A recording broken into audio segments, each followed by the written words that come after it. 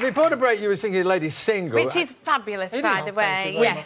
We love that. What I liked about it was two things. First of all the boys were singing the lyrics with you. Did you know that? Yeah, they jam it all the time. They're all enjoying because they go on tour with me, and so we've just got back from a tour in Italy, which we did, which was absolutely amazing. Yeah, wow. What they weren't doing is singing all the licks, because you were singing live there, weren't you? Yeah. You love that, don't you? Yeah, I don't really like to mime. Even if I've got a sore throat, I always just sing anyway. I'm like, because I wake up and I'm like, I can't sing. And the first thing I do is try and go, ah. And if I can hit a falsetto, then I know I'll be all right. Just to make sure it's still there. Yeah, exactly. You do it when you wake up. You go, ah, you go, 1, 2, 3, walking around the bathroom. You do that as well, yeah. Yes, I do it. I sang a bit. I was going to drag you up. I was going to say, come on. I couldn't have quite got You on wouldn't there. need to drag him, I'm sure. Oh, no, I would have just, he would have been running on. He would have. Now, is it right? This is a bit odd, but are you an insomniac? And when you can't sleep, you write songs, is that true? I do everything. I paint on my walls. You paint walls? Yeah, I'm painting murals on my walls at the moment. Murals? Is it not murals? No, he's painting murals. These are murals. He's painting them. Is it murals? Is it more it's murals? Murals. You learn something every day, don't you? Yeah. Painting murals is So you're tinkering on the ivories at midnight. You're creating music. What do your neighbours think of that? Do they get annoyed? I don't know. I'm learning saxophone this year, so That's a no, great I've got a grand piano in my front room, and I bought it and I didn't know how to play it, and because I always have trouble sleeping, I just sit there and I just start twinkling and stuff, and I come up with little things. I don't know how to play anything that I can't compose, like I only compose myself. Chords mainly, is it? Yeah, well, I don't know what chords, I just know what shapes are. I know something comes out. I know it goes, they go, what chord is it? I'm like, duh, duh, duh, duh, duh. Just before we get on to one or two things about the career, is that right that you're also learning to fly? Oh, no, I went up into a helicopter, and I would never, ever do it again. So you're not going to learn to You fly? had a lesson. I think I'm relieved to hear this. It was on a helicopter, it was an aeroplane. Well, if you don't know the difference, maybe you should definitely leave it alone.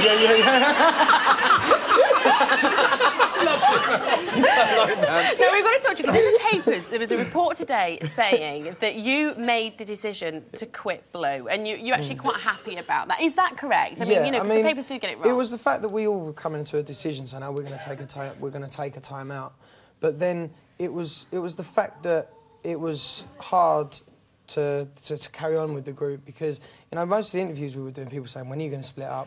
And and then I think we lost the passion. I wanted to sing live all the time. The boys weren't really that bothered about it. Yeah. It was, the record company wasn't bothered about it. There was no, I didn't feel that I had a creative control. I love, like, this afternoon I'm going away, I'm doing a gig, and I've got a cello, piano and guitar, and it's just performing my tracks live and raw and putting the emotion into the songs. And I lost that, and I love to sing, and doing this, just don't cut it. So you're not missing it at all then, by the sounds of things? I'm really enjoying it by myself. Really, I mean, I love doing the interviews because I can really retract, like, put it straight back onto the music. It's not about gossip. I hate talking about gossip.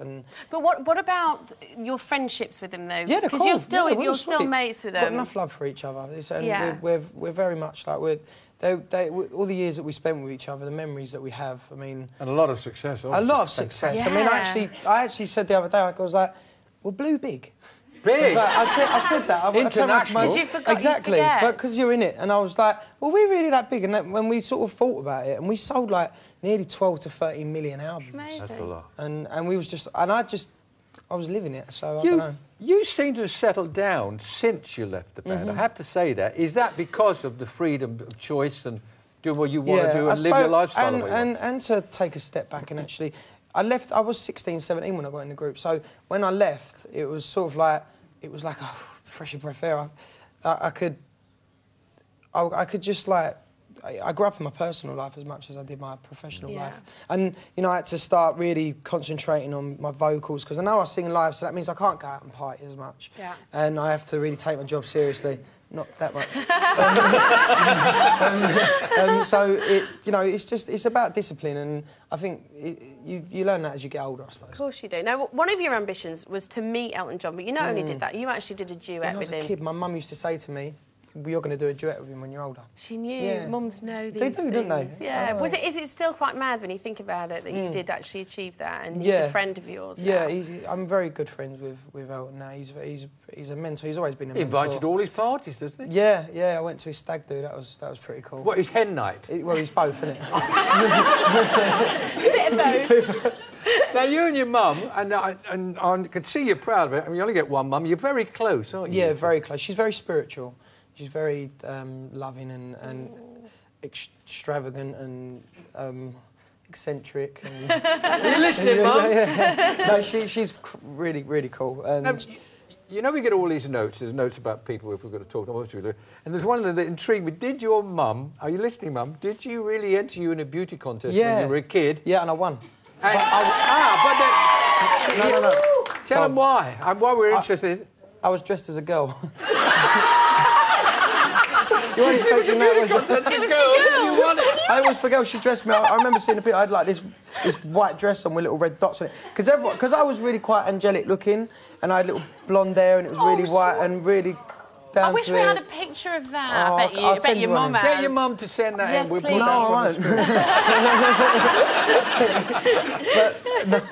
screen. You did work for a while, though, with your mum in her hairdressing salon. Well, this is really interesting because when this is the first time I started singing. I used to wash people's hair. And I used to sing, and they'd be like, "Oh, can you sing for me?" So I used to sing Amazing Grace, and I started realising that I'd get paid for it. They'd give me extra tips.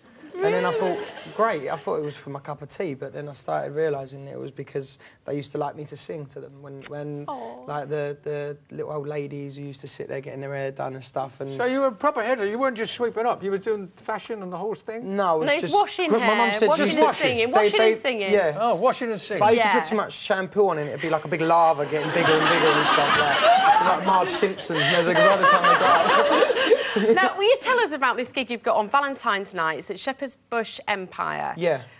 So, after the gig, have you... Well, everybody's at Valentine's night. Valentine's night. It's local, you can I go. know. Hopefully I'll find a nice girl. So. I'm sure, Oh, yeah, well, I'm sure you'll have plenty Valentine's- candidates for that.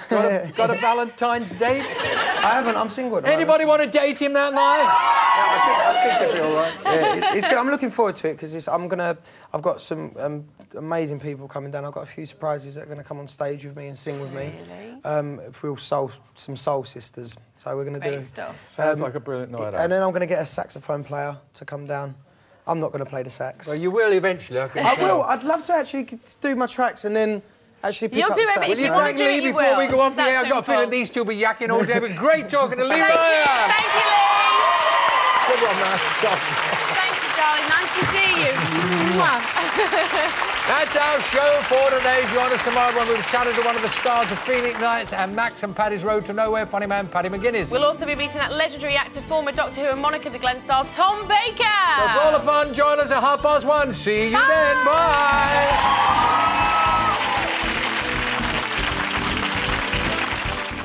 Next here on ITV1, it's Make Me Perfect, while on ITV2, Emmerdale.